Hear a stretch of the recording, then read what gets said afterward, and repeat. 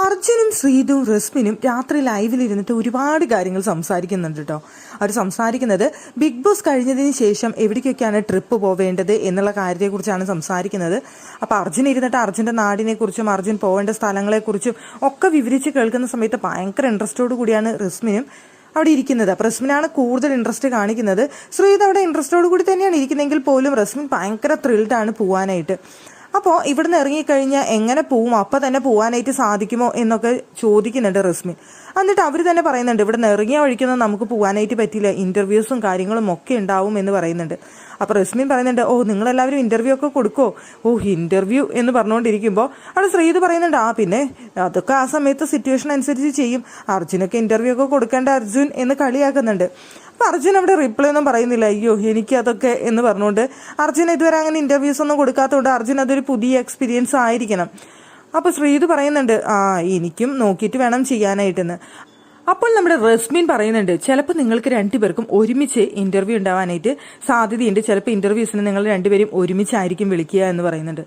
ശ്രീത് പറയുന്നുണ്ട് അതിനെന്താ, ഞങ്ങൾ ഒരുമിച്ച് ഇന്റർവ്യൂ കൊടുക്കുമല്ലോ എന്ന് പറയുന്നുണ്ട്.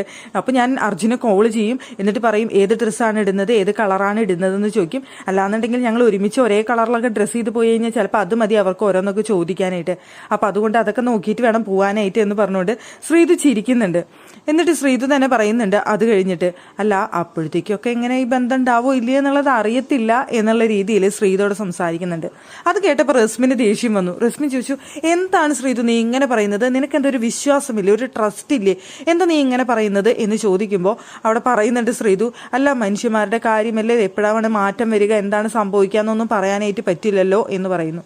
അപ്പോൾ അർജുൻ കേട്ടപ്പോൾ പറഞ്ഞു ഒരു കൈ കൂട്ടിയടിച്ചുകൊണ്ട് മാത്രം ശബ്ദം ഉണ്ടാവില്ല, രണ്ട് കൈ കൂട്ടിയടിച്ചാലേ ശബ്ദം ഉണ്ടാവുള്ളൂ, എന്തെങ്കിലും മിസ്അണ്ടർസ്റ്റാൻഡിങ്ങോ പ്രശ്നങ്ങളോ ഉണ്ടായി കഴിഞ്ഞാൽ അത് സോൾവ് ചെയ്യാനായിട്ടാണ് നോക്കേണ്ടത്, അല്ലാതെ രണ്ട് കൈയും കൂടി കൂട്ടിയടിക്കാനല്ല എന്നുള്ള രീതിയിൽ അർജുൻ അവിടെ സംസാരിക്കുമ്പോൾ അവിടെ ശ്രീതു പറയുന്നുണ്ട് അതൊന്നും പറയാൻ പറ്റത്തില്ല, എന്തെങ്കിലുമൊക്കെ സംഭവിച്ചു കഴിഞ്ഞാൽ ചിലപ്പോൾ അതൊക്കെ അവിടെ വെച്ച് നിൽക്കാവുന്ന കാര്യങ്ങളേ ഉള്ളൂ, ചിലപ്പോൾ അങ്ങനെയൊന്നും നമ്മൾ വിചാരിച്ച പോലെ നടക്കണമെന്നില്ല എന്നവിടെ പറയുന്നുണ്ട്. പക്ഷെ റസ്മിന് നല്ല കലിപ്പ് വരുന്നുണ്ട്. റസ്മിൻ പറയുന്നുണ്ട് നിനക്കൊരു വിശ്വാസമില്ല, അല്ലെങ്കിൽ നീ എങ്ങനെയാണ് ഇങ്ങനെ പറയുന്നത് ശരിയാണെന്ന് തോന്നുന്നുണ്ട് ശ്രീതു എന്നൊക്കെ ചോദിക്കുന്നുണ്ട്.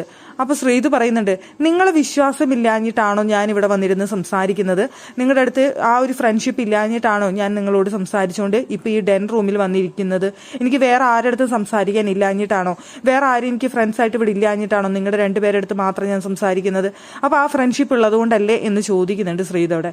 അപ്പൊ റസ്മിനോ സോറി എന്ന് പറയുന്നുണ്ട്.